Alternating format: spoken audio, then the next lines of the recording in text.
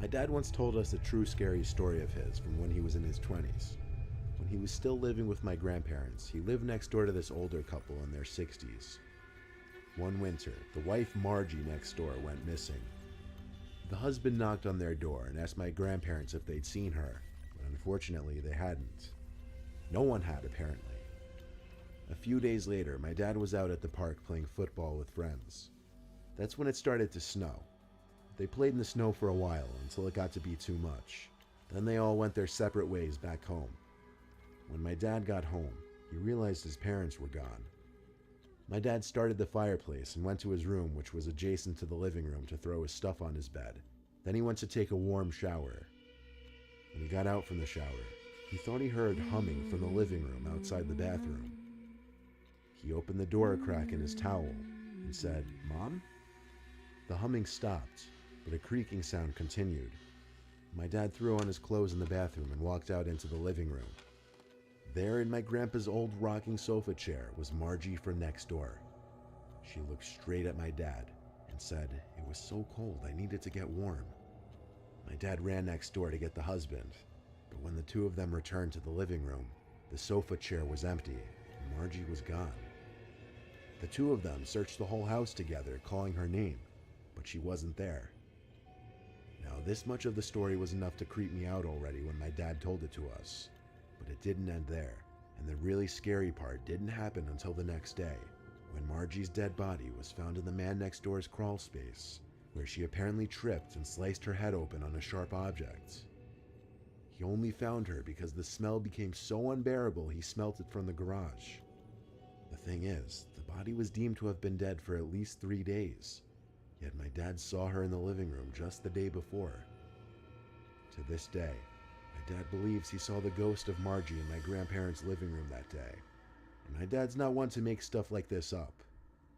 When he first told us this story when I was 9, let's just say I didn't get much sleep that night. Because of this digital business.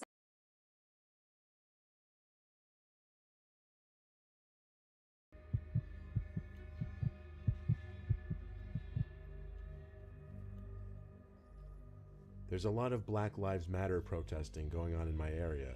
Now, before I write anything else, I want to disclose that I fully support the Black Lives Matter movement. However, this is my personal opinion that the looting and rioting are not okay, and anyone participating in those acts should not be associated with the peaceful protesters. But unfortunately, mixed in with the peaceful protesters are the looters and rioters hiding in plain sight. A few nights ago, many stores and houses in the town next to mine were broken into and robbed, and a lot of car windows were smashed. There were rumors from the cops in our friend group that our town would be a target the next night. We stayed up a little later than usual the next night for that reason, and while watching a movie together as a family, we had to mute the TV when we heard yells from outside. We checked out the window, and a large group of young men with masks on were parading down the street. They weren't holding protest signs or anything. They were just being loud and, by the sound of it, cursing a lot. But they didn't appear to be damaging any property, so we went back to our movie. Then after that, my parents went to sleep. I stayed up later in my room playing a video game with the headset on so I could talk to my friends. Eventually, I grew bored and tired and turned the system off and went downstairs to get a glass of water for bed. As I passed the little half stairway to our den on my way to the kitchen, I looked down there and saw something big sitting on the carpet by the window. I went down the stairs, and when I picked it up, I realized what it was. It was the glass of the window, broken, but all taped up as if to make the glass shattering easier or quieter. I ran to my parents' room to get my dad. When he saw it, he called the police. The response time was outrageously long. My dad said we were lucky the line wasn't busy, as the 911 calls recently by us have skyrocketed. When the police came to search the house, it didn't seem anything was stolen or anyone was in the house. They had to respond to another call within 20 minutes, but they said to call back if something else happened. My dad and I opted to sleep in the den for the rest of the night to prevent anything else from happening, so my mom went back upstairs. Time rolled on slowly, but eventually I think my dad fell asleep. A large rift of wind hit me in the face through the opening where glass used to be, causing me to open my eyes and look at the window. No one was out there, but for some reason I thought I heard something come from upstairs. So I went up the half flight of stairs thinking maybe it was my mom. When I got to the kitchen, I continued to hear noises from above me, so I walked upstairs, and the noises were still coming from above me. What else was above? The attic. I went to the upstairs storage room, which had the attic door. I quietly opened it, revealing the short stairway to the attic. This is when the noises stopped. I didn't flick the light switch on. I just tiptoed halfway up the stairs to listen. That's all. The heavy silence was terrifying, considering I knew I was hearing noises from up here just a second ago. I waited on one of the middle steps to hear something. Then I felt the hairs on my head being moved. Someone's fingers started running through the curls in my hair as I heard this deep, short cackling sound. I let out a cry for help from my dad, as all the confidence immediately left my body and I was overcome with horror. I ran out from the attic to meet my dad halfway down at the kitchen. He didn't go up to the attic. He once again called the police instead, while we heard shuffling and thumps from above us. The cops once again came, and upon entering the attic with their guns drawn, were able to locate someone. They came out of the attic with some creepy old man with a mask on, looking at my family and I and laughing as he walked out. When the cops asked him in the back of the car what he was planning on doing, he simply admitted right away that he's seen all the looting going on the news, that he wanted to join in on the fun.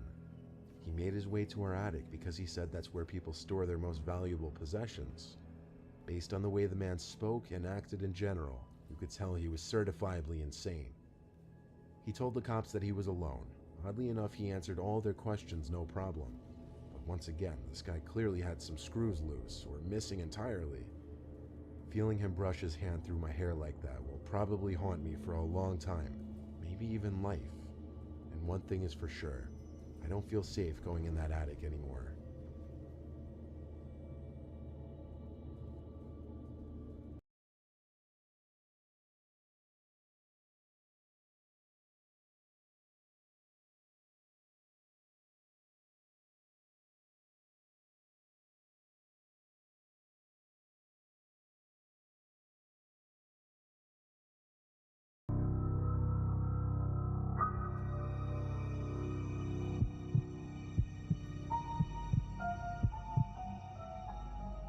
I live in a small, peaceful town.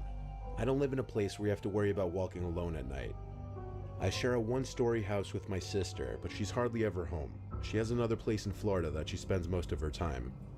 There's about 100 to 200 feet between each house on my block, and then there's some woods across the street. I have a daily routine. I get home from work, make dinner, shower, relax a little, then go for a run, come back and have a light snack, then go to bed. It was a work night like any other. I was going for my nightly run, and when I came back to my house, there was a random white van parked across the street. I took notice of it because hardly ever would random cars park on any of these streets. Our little neighborhood has very little through traffic. I looked at it as I walked back, and I could tell there was someone sitting inside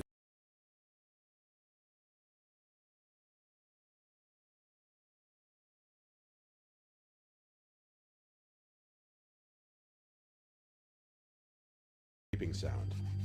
I looked out my window and called out, "Hello?" and it stopped. I had no idea what it could be, but my first guess was the neighbor doing something in his yard. I went back to whatever I was doing, and that was the night. The following day was a Friday, the last day in my work week. After work, I did proceed with my regular schedule. I went on my nightly run a little earlier tonight since it was Friday and I had plans with some friends. I got back from my run, imagining the van to be there again, but it wasn't this time. I went out with my friends to a comedy club, and I didn't get back until late. I let myself into the house and locked the door. It was a long night and I was feeling tired, so I hurried up with the getting ready for bed process. After turning off the bedside light in my room and laying down, that's when things were finally silent enough for me to pick up on some weird thumping and rustling sounds. I felt like they were coming from inside of the walls. It's only a 2-bedroom house, it's not big. I put my ear up to one of the walls, and indeed heard something going on in there. I knocked on the wall and the noises stopped. This was a cause for concern, as I assumed it was a rodent or a wild raccoon. I went out to the living room, and passing by the windows, I looked outside and saw that white van parked outside again. I opened my front door and stepped out to the front stoop to look at the van. I didn't see anyone sitting in it this time. 2 nights in a row of this now, something was going on. I walked barefoot to the side of my house to look for possible holes in the walls for animals to crawl through. Then I came to the outside crawl space door. It was cracked open, and the lock was snapped off. I hadn't paid attention to this door in weeks. I pulled it open a little more, and without a phone or flashlight in my hands, all I could do was lean inside and squint my eyes in the pitch blackness of the crawl space. I heard the faintest little sounds of pebbles scraping against the concrete floor. At first, my naive mind was thinking it was an animal, till the sounds turned more aggressive and more closely resembled human footsteps marching to the crawlspace door. And then, just barely, I could see a person crouch walking towards me. I slammed the door and twisted the knob, but without a lock it wouldn't do anything. I ran back inside my house and called the police. While on the phone, I instantly attributed the crawlspace door to the scraping sounds I heard the night before. The next time I went to the window while on the phone, the van in the street was gone. Police came and I showed them the crawlspace. We had to use flashlights as the crawlspace doesn't have any lights installed. We found something disturbing.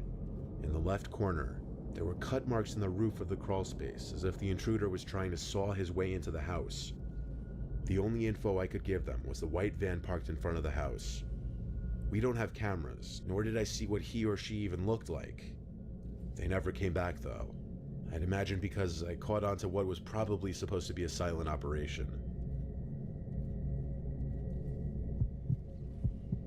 We all know that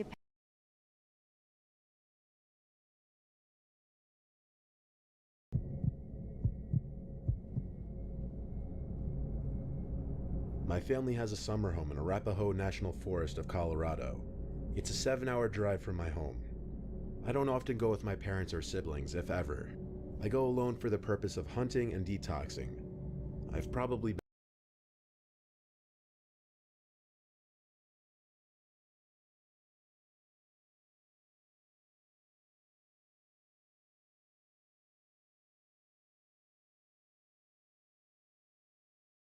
We just park wherever on the grass, really. The house isn't huge. It's modest, but nice for a vacation home. I parked up next to the front deck. This was in the dead of summer, but the breeze there was still nice and cool. I let myself into the house using the keypad lock. We don't use physical keys in fear of losing or forgetting them. I was the first one there in quite some time, so I had to turn on the electricity and water heater. In the meantime, I unpacked and ate the lunch I brought with me. I also threw away any mouse and bug traps that were left out that caught mice and bugs. It's actually quite a problem in the house. After all of this was done, I started setting up my hunting gear, which my dad and I leave in a big back closet. By this point, the sun was on its way down. It was around 6 o'clock. A laughter from outside caught my attention. I marched from the kitchen to the living room to look out the big window that looked into the woods. I looked into the woods and I didn't see anyone, so I cranked the heavy window open and listened. The laughter belonged to multiple children, like a small group. This was our property though. That meant these kids were trespassing, probably up to no good. I went outside through the back door to the woods, trying to follow the laughter. I kept going deeper into the woods, and the laughter stayed the same distance away from me though. Eventually I gave up because it seemed like the kids were running away anyway. The next day, while posted up in the tower that my dad built for deer hunting in the woods, I heard the sound of those kids laughing again. Noting that meant they were once again on our property, I decided to call my dad and ask what to do. He told me to chase them off the property if I saw them, so I shot around into the air. I forfeited any game for the sole purpose of chasing the kids away, but it worked of course. The sound of the laughing stopped right away. I knew now it would be pointless staying posted up in the tower, so I called it for the day and went back to the house. I wasn't feeling too well anyway. That night I slept with all the windows open to get some air circulating, maybe help me with my headache. Then it came back. The sounds of the children. At this crazy hour, it had to be past like 11 at this point. I climbed up the bed to look out the window. Of course, it was too dark out there. I I had enough now, though. I grabbed my Winchester from the closet and a flashlight as well. I didn't have intentions of shooting kids, just scaring them off with a round or two. I went out the back door towards the woods again, where the laughter was coming from. The laughter was louder than any other time before now. Like, it seemed like they were 20 meters away at most. I yelled in a strong, commanding voice to get off my land.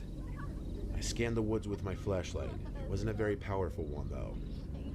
Then, every muscle in my body basically went limp when the volume of the laughter went from 30 to 100 in a matter of half a second. Then something landed on the ground next to me. It was an old-looking speaker. The sounds of kids laughing was blasting through it. I picked it up and threw it back in the woods, then aimed the light back in the woods. At one point, I'm still not sure of it though, but I thought I saw a person standing at the edge of my light. I aimed my Winchester into the air and fired, then yelled a threat, like, come any closer, the next round goes.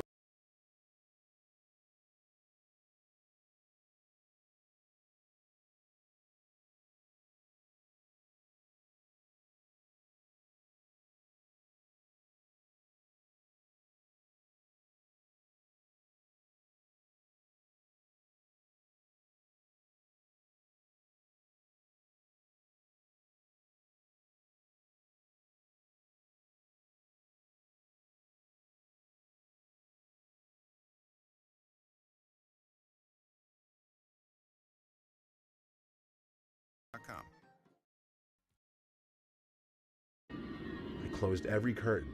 I considered calling the sheriff's department, but all the way up here, any police call would take at least half an hour to an hour. I was better off fleeing altogether. As I packed my bag, I heard a smudge on the living room window. I waited a few minutes in an idle position before slightly moving the curtains, revealing something written in blood on the glass. I didn't take the time to read it. I finished packing my bag, took my gun, took a deep breath, and went outside. I locked the door with the code as quickly as possible, then ran for the car as if my life depended on it. I turned the car on and put it in drive before it had time to finish with those startup beeps. I spoke with my dad on the way home. He told me I was right to leave. Anything in the house wasn't worth my life. I stayed at a nearby motel that night, and my dad came the next day. I met him at the house. Whatever was written on that window in blood was wiped completely off. The house wasn't broken into, and we couldn't find the speaker type thing that was thrown at me. We stayed a couple nights, then went home. I don't know who was out there or why they were targeting me. I really hope that blood was animal blood, though.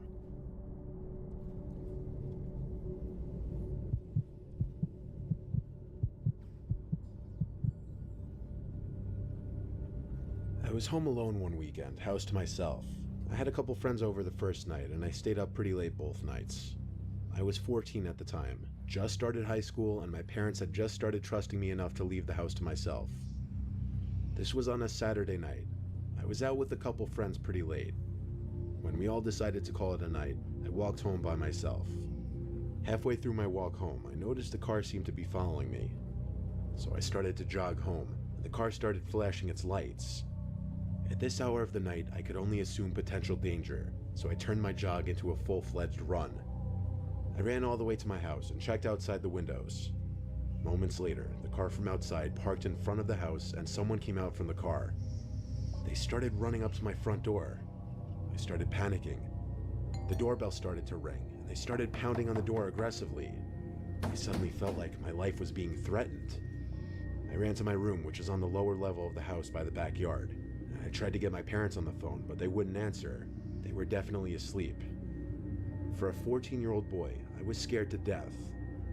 Now the intense knocking moved to my window instead of the front door. I screamed at them to go away, and they yelled something back, but it was muffled. I left my room to hide in my parents' room and call the police. Made a phone call explaining that I was followed home and someone was trying to break into my house. The banging started at my parents' bedroom window now, as if they somehow knew which room I was going to every time. I screamed, "Go away." The 911 dispatcher told me not to do that and to keep quiet and stay hidden, but the person banging on the glass started yelling through the closed window, and now I could hear more clearly what he was saying. He yelled there was a person in my house. Then he yelled someone followed me home and might be inside my house. Ignoring the 911 dispatcher, I went to the window and asked in a loud voice so he could hear me, "What are you talking about?" yelled at me to call the police and stay locked inside of a room because someone followed me home and went to our backyard. I told the dispatcher exactly what the man yelled to me. She said don't trust him just yet and to stay in a locked room until the police would arrive at my front door. I didn't know whether the things the man was saying were true or not. Not until hearing footsteps outside my parents' bedroom near the living room. The footsteps clonked down the wooden floor of the bedroom hallway. I heard each door in the hall being opened until they got to my parents' bedroom door. The doorknob twisted, but since it was locked, obviously the door couldn't be pushed open. I hid in the closet as the person on the other side of the door started trying to most likely kick the door down, as all I heard were loud bangs. Eventually the bangs stopped. I imagine they gave up. I didn't hear footsteps walking away, but probably because I was in the closet. I was still on the line with the dispatcher. She told me police were outside, to which I suggested the police try entering through the back, as that was apparently the point of entry most likely. They were able to enter through the front door though, as apparently the intruder left through the front. The back door was left ajar after the intruder smashed the glass panel on the door, allowing him to reach in and unlock it. I met the police in the living room. The man who was outside banging on the windows was also there. He told this whole story that as I was walking home, he saw some older man crouching in bush after bush, following me in a manner that conveyed he meant harm. He followed me all the way to my house, as a matter of fact. That's why the guy in the car was following me, as well as flashing his lights. I called my mom, who picked up on the third try. I didn't want to call my dad because I was scared of how angry he'd be. I spoke with my mom on speakerphone, with the police listening and contributing reassuring words to my mom. The police dropped me off at a friend's house that night to sleep there, and my parents started driving home that night and got home early the next morning. A police officer parked outside our house for a few hours before driving off. Nothing was stolen at all to our knowledge. And if the intruder didn't break in to rob us, that means he really was just after me, and he came after me in my own house.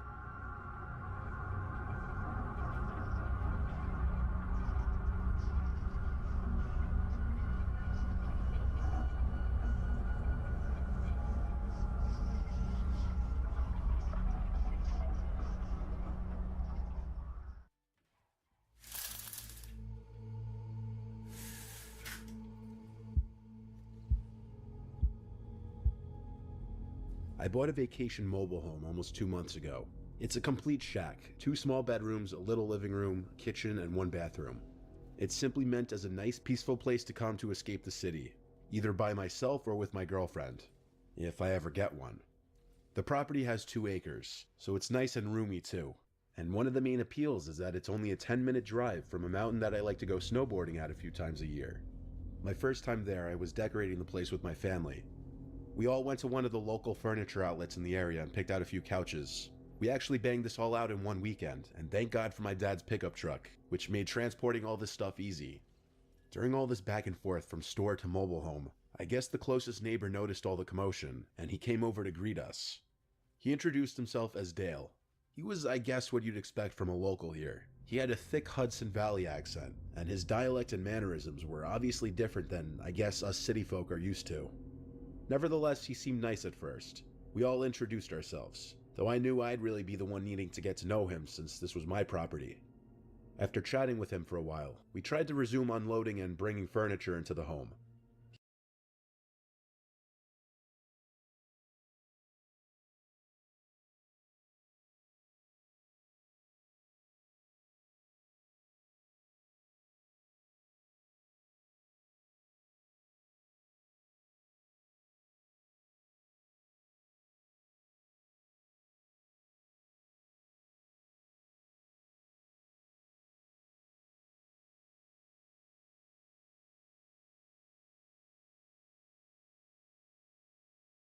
Over for a beer.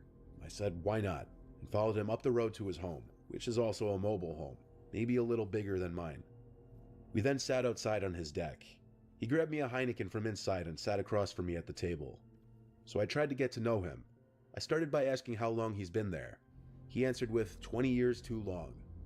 I asked a few more questions, and he had some similar, pessimistic yet somewhat joking responses. This kind of set the tone for the rest of the conversation. So he started asking me questions, like what brought me here, where exactly I was from, etc. All the questions he didn't ask us 2 weeks earlier. I told him I'm from Queens, and that I wanted a place to escape and to snowboard. I guess he didn't like my answer, I don't think. He started ranting about how us city folk are coming in and ruining shit, polluting the place and littering everywhere. This turned into somewhat of a debate, where I was trying to defend myself and other so-called city folk. I considered it a little debate, until I saw how heated he was getting, and he started to actually raise his voice in his thick accent, with his half-drank beer in his hand. This spiraled so out of control that at one point he said word for word, "I don't know why y'all can't just stay where the fuck you belong." I stood up and with a smile on my face said, "Okay, I think I'm gonna head back now, thank you for the beer." He didn't say anything, he just looked down at his beer as I walked away. As I was like 100 feet away from his home, he yelled out, "I'm sorry." I looked back at him and gave him a thumbs up. At the same time, I was horrified that that's gonna be my neighbor here. 20 years alone must have him losing his mind, and maybe he doesn't know how to deal with people anymore. That was the excuse I chalked up for him. But that night, while I was laying on the mattress I had on the floor, watching a movie on my laptop, I heard a voice from outside. It sounded like someone talking to themselves, cursing to themselves. I looked out the window, but I didn't see anyone out there. It was just simply too dark out. The property is big and it's mostly woods, so you could imagine how freaked out I was hearing a voice out there. The next day, Dale knocked on my door again around midday. I knew it was him because I heard him calling my name. I didn't want to deal with him again. I stayed in my room. He had to have kept knocking for 5 minutes, which in itself was weird. And at one point he said, "I know you're in there, your car is here." That freaked me out. The guy is clearly not normal by my standards, and he was already giving an early, weird, obsessive vibe. He finally left. Or did he? I continued on the rest of my day, almost uncomfortable to go outside in fear he was out there nearby watching to see if I was actually home and ignoring him. After dinner, I started watching another movie on the TV through my phone, and for the second night in a row, I heard a voice outside, even over the TV. I had to turn off the TV to look outside. Couldn't see anything, so I went out to the deck and flicked on the deck light. I saw Dale standing about 5 feet into the woods, arms flat at his sides for a second, before he could react to the light, and then he ran into the woods. I went back inside and considered calling 911. I called my dad, and long story short, he said hold off on doing that because once I call 911 on the neighbor here is the day I don't want to show my face here anymore. I tried to just sleep through the night. Tomorrow I'd leave and go home for a month. Within an hour of me laying on the mattress, I heard Dale outside screaming in an angry voice, "City piece of shit, I know you're in there. Leave, no one wants you here." He sounded like he was in a drunken fit of rage, but this was officially the moment I realized my neighbor there is a complete psychopath, and he may be the reason why I got this home at such a good price. I went home the next day, taking my valuables back home with me. I haven't been back there since, but you better believe the next time I go there, it'll be with my whole family. If he keeps it up, cops will be called. At this moment, I'm not really sure what to do, but I'm considering trying to sell this place if this keeps up, because at the moment, I'm actually scared to go up there alone.